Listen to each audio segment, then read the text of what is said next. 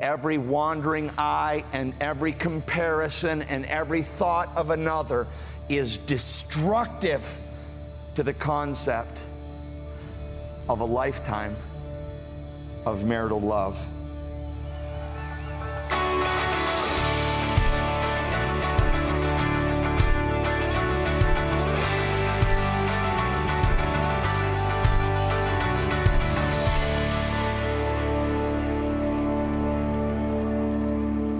So exclusive means time. Here's another thing. Exclusive means attention. Look at chapter 2, verse 8, and check out the attention. The voice of my beloved, behold, he comes, leaping over the mountains, bounding over the hills. My beloved is like a gazelle or a young stag. Woo! Behold, there he stands behind our wall, gazing through the windows, looking through the lattice. My beloved, hey, just a little side note here, side note. There's been a lot of controversial preaching on the Song of Solomon in the last, I'd say 5 to 10 years. And the biggest mistake that is made is not understanding the nature of poetry. How many of you ladies who are married wore a veil? I'm just curious. Hands up if you wore a veil when you got married. Now you're sitting right here down front. I see you sitting here too. How terrible it would have been if when you got to the front, your soon-to-be husband had have lunged at you, tore the veil off, grabbed you like this, and turned around and said, "Isn't she beautiful? Look at her! Look at her! Isn't she beautiful?" Would that have been awful? So I said, "Bro, I don't think you understand the veil thing at all." The Song of Solomon has a veil on it. And the preacher who goes into some of these tender, intimate, sexual passages and goes, "Look at it! I know what's happening here! That's just awful. Awful. It's veiled for a reason, loved ones. You can go home with your spouse and talk till after midnight about what you think it means, but you're not going to come to church and have me telling you. All right? It's veiled for a reason. Part of the beauty of it is the veil. Make sense? Okay? So I'm not going to be speculating, but I'm going to tell you some of this stuff I'll blush to read. My beloved is like a gazelle or a young stag, chapter 2, verse 9. Behold, there he stands behind our wall, gazing through the windows, looking through the lattice. My beloved speaks and says to me, "Arise, my love, my beautiful one, and come away." See that exclusivity? Behold, the winter is past, the rain is over and gone, the flowers appear on the earth. The time of singing has come, and the voice of the turtle dove is heard in our land. The fig tree ripens its figs, and the vines are in blossom. They give forth fragrance. Arise, my love, my beautiful one, and come away. O my dove, in the clefts of the rock, in the crannies of the cliff. I love this part. Let me see your face. Let me hear your voice. For your voice is sweet, and your face is lovely. That's just absolutely awesome. You are my standard for beauty. Everything else is falling miserably short. That makes love, that exclusivity. And every wandering eye and every comparison and every thought of another is destructive to the concept of a lifetime of marital love. Have you ever been in the restaurant where I hope this isn't you. Have you ever been in a restaurant where you look over and you see the couple, sometimes younger, sometimes not, and they come in and they sit down and they order and they eat and they pay and they stand up and they leave and they don't say what? A word to each other. That's not life. That's not Christianity. It is not the love that makes the marriage. It is the marriage that makes the love. Is it making you? is it making your marriage? Exclusive means attention. And I just can't overemphasize the fourfold recurrence: your face, your voice, your voice, your face, sweet, lovely, to me, to me. That's exclusivity. Jot these down. 5 steps to giving your full attention. 5 steps to giving your full attention. Kathy and I went on a date last night, and I had to say to her this morning, wow. We were so focused, sitting across the table, talking to each other, listening. More of that this morning. I'm just ahead of you. So I'm not going to get, I'm just firing it up again. And we're going back after this again. And I want you to come with us in this. Now, this face-to-face, well, let me give them to you. 5 steps to giving your full attention. Number 1, get alone. Get alone. So, used to be you could be alone and be alone. Now you have to be alone without your phone to be alone. And I'd have to confess that is a place of increasing strength for me, where I had to have it pointed out to me that was not helping. So get alone. Silence all other sounds. Little music in the background is fine, but nothing in reach that can interrupt. 3, sit close, face to face, hand in hand. Reach across the table in the restaurant. Take the person's hand. Listen. Non-defensive, don't interrupt, don't react or answer back. Just listen.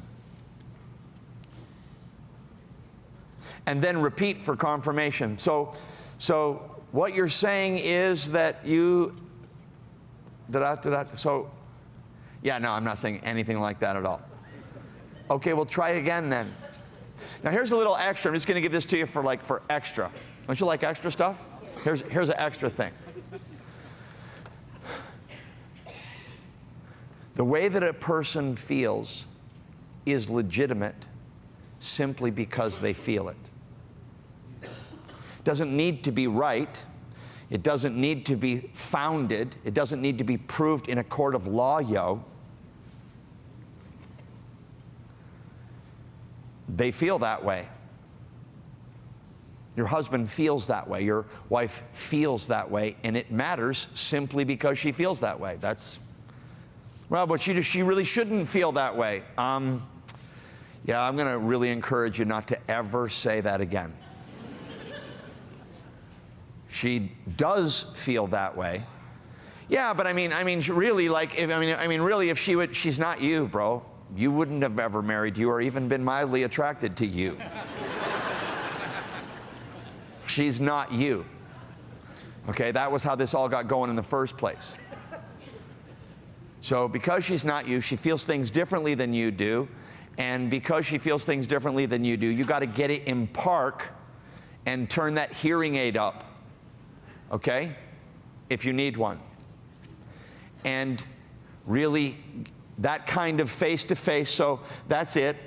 Get alone, silence all other sounds, sit close, face-to-face, listen, repeat, and then a little on the side. The way a person feels is how they feel, and it matters by itself without any rational reason for them to feel that way from your perspective. Love keeps no record of wrongs. Every time I refer to my list, my memory of wrongs, God help me, I am failing at love. All failure is a failure to love. For additional resources or to request today's message, call 1-800-545-6800 or go to jamesmcdonald.tv. Now stay with us. There's much more teaching ahead from James MacDonald here on Walk in the Word. Hi, I'm Kathy MacDonald.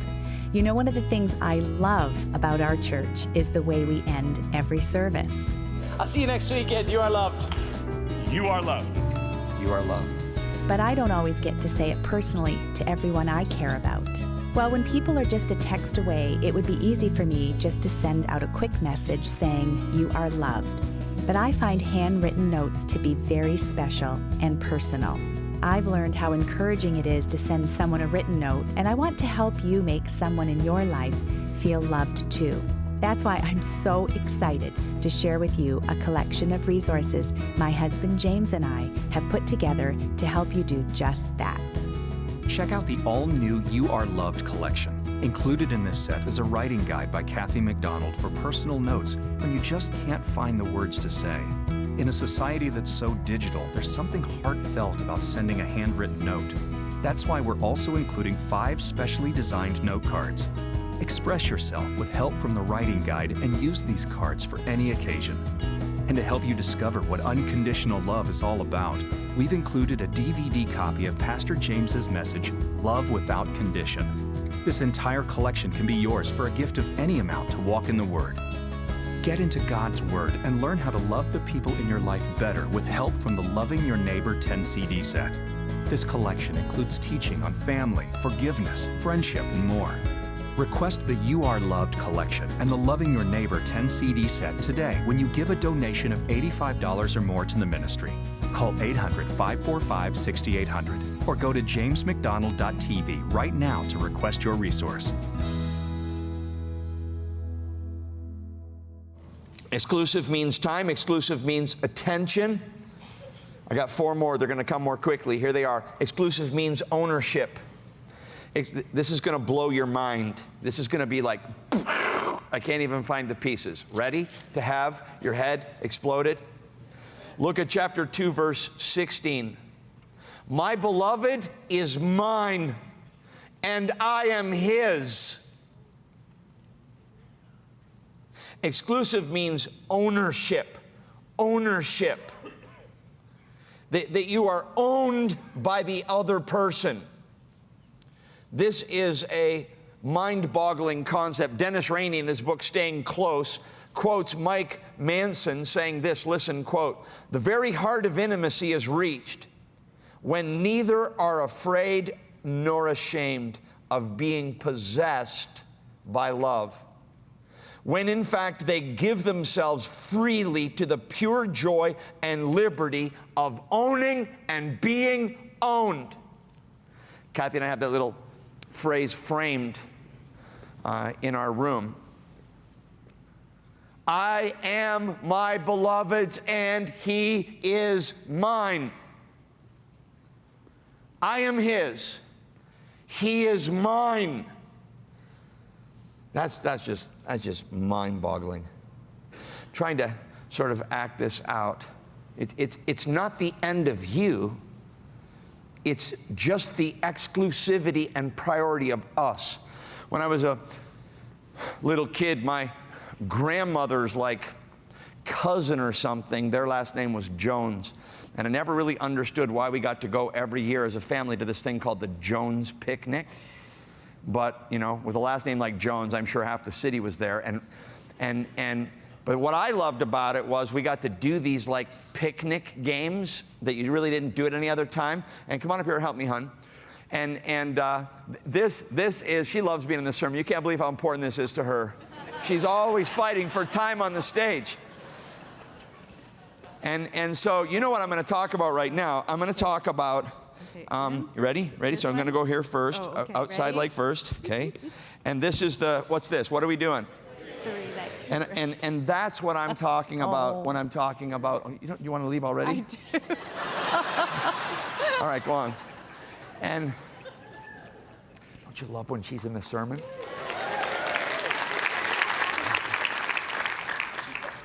I'll pay for that. So,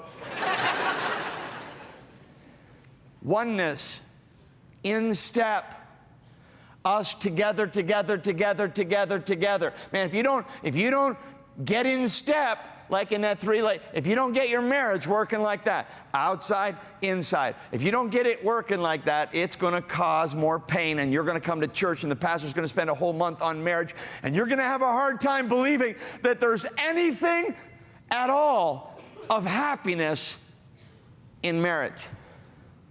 Because you're stepping on each other's feet and tripping each other up and stubbing your toes on each other and causing a lot of pain.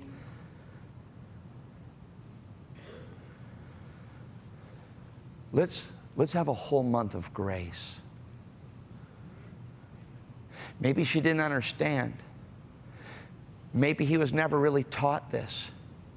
I've already acknowledged that we all start off so massively selfish. It's hard for me anymore to go to a wedding, and I still do, a few weddings every year, it seems. And the older you get, the more you see these young couples coming up, and you're like, they have no idea at all. Am I telling the truth? All right, and my wife said the most awesome thing to me today. She says, let's don't ever rain on the expectations and the hopes of youth. It's beautiful. Let's don't say, well, you're trying to do too much. Let's let them take over the world if they want to. Amen? That's what it's like to be young. Just go for it all. Just it's okay. And I don't need to say that they'll get more realistic, they'll this or that. I don't have to say any of that. Let them go for as much as they can. Let God use them to the ends of the earth.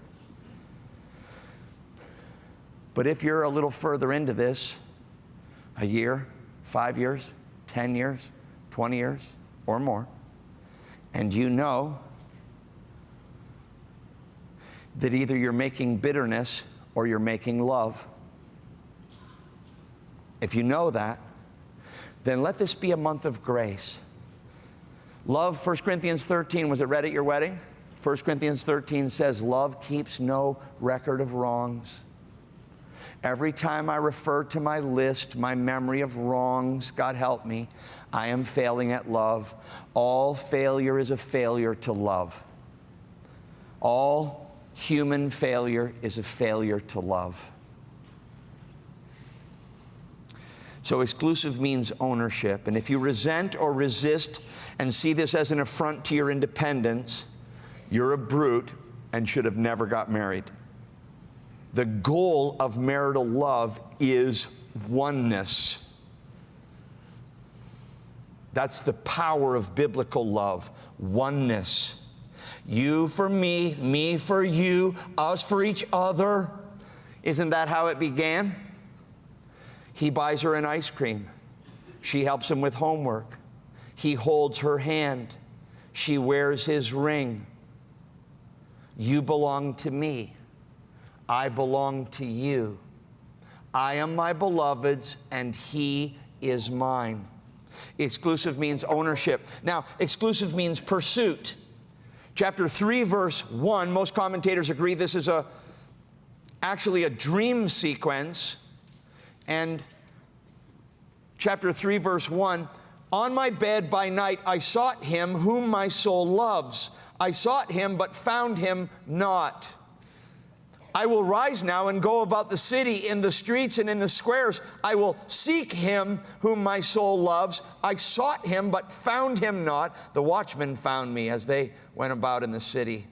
Have you seen him whom my soul loves? Scarcely had I passed them when I found him whom my soul loves.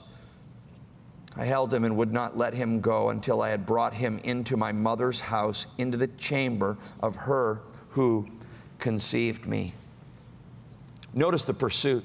Notice the aggressiveness. Notice, I sought 2 times. I will rise and go and seek. I sought, I said, I found, I held. 9 actions of pursuit. All right? You want to make love in your marriage? Get your pursuit on again. And, of course, that's what it's all about. There's something really complex that I don't understand in the way that our sinful bent works.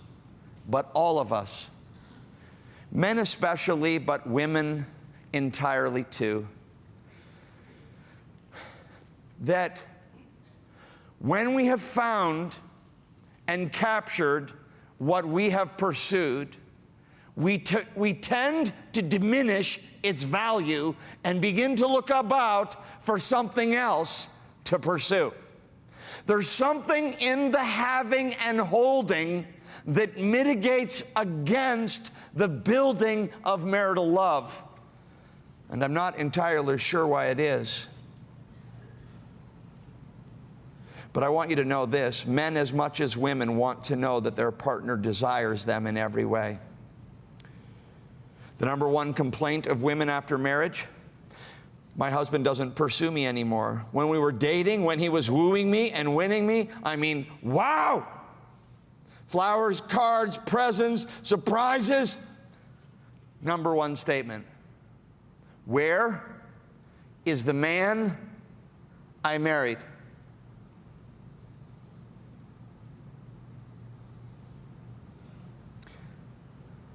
Why couldn't we fix that this month?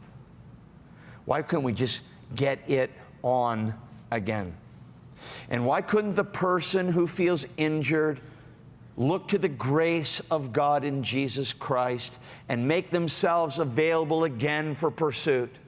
Woman available for pursuit. Man in pursuit. Man available for pursuit. Woman in pursuit. The woman is the one talking here. All right? So whatever y'all's Victorian sort of the man needs to pursue thing, lay it down. Okay? And certainly after marriage, both are free to pursue one another. The pledge has been made, the vow has been heard, the help has been petitioned, and God's favor is upon that exclusive. It means time, it means attention, it means ownership, it means pursuit. Just these then. It means value. It means value.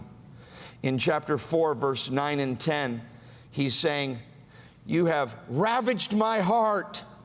Do you see that there? Chapter 4, verses 9 and 10.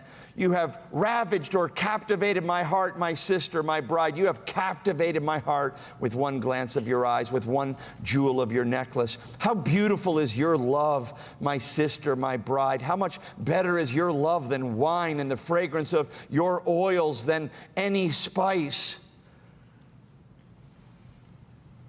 One look, better than wine, your perfume. Chapter 2, verse 2, a lily among thorns. You get that? How focused? All other men, thorns. You, flower. All other women, weeds. You, beautiful. That will light your marriage on fire. Just that. Exclusive. Exclusive means supreme value. She says, 1,000 are nothing. He says, you are chief among 10,000. It wouldn't matter if every woman on the face of the earth was available to me. They all fall short of you. You better get that tuned in as soon as possible, so that your love of that beautiful soul can eclipse what time will do to both of you if it is only physical. We'll talk more in the weeks to come about relationships that are built upside down and why it's so hard for them to last. Exclusive means supreme value, and exclusive means forever. Chapter 7, verse 10 says, again, I am my beloved's, and his desire is for me. End of sentence, end of paragraph. Chapter 8, verses 6 and 7. Set me as a seal upon your heart, as a seal upon your arm, for love is strong as death. Jealousy is fierce as the grave. Its flashes are flashes of fire, the very flame of the Lord. Many waters cannot quench love, neither can floods drown it. If a man offered for love all the wealth of his house, he would be utterly despised. Now, while Jesus is not mentioned in the Song of Solomon, as with all things commanded to us in Scripture, he is the example of it, and he is the means to it. If you're listening to this and you're thinking to yourself, I don't have this, I flat out don't have it, well, that's an awesome place to be, isn't it? To say, I don't have the capacity to love like this and keep loving. But Jesus does have it. He modeled it. He offers it. He empowers it within us. And we're firing it up this month.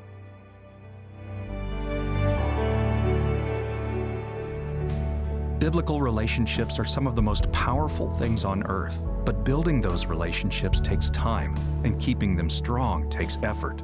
That's why James and Kathy MacDonald work together to bring you the new You Are Loved collection. Kathy has personally assembled a writing guide to help you find the words to say for any occasion, and we've also included 5 unique note cards for you to use. This collection also includes a DVD copy of the message Love Without Condition from James MacDonald. Listen to this no-nonsense teaching and learn how to avoid love substitutes and embrace the power of biblical love. Call 800-545-6800 or go to jamesmcdonald.tv right now. Well, we hear from viewers and listeners often that they love the teaching on Walk in the Word. Thank you for that, Dad and Mom. And but we want to say that there are lots of awesome, life-giving local churches, and we wouldn't want this program to be a substitute for your relationships in a local church. Do you know what this means? This means agree. Yeah, so when you're playing like charades, remember in charades, but you couldn't say anything, but you wanted to know they had the right answer? It was like, so say, what were you saying again? I was saying that we never want this program to be the substitute for your relationships in a local Bible-preaching church. And there's a ton of Harvest Bible Chapels all around. We're putting up that website on the bottom of the screen right now. You can go there. Maybe there's a bunch of people just like you right around the corner. Wouldn't that be awesome? And we'd love to see you get part of that. And hey, come on, stay in the Scriptures.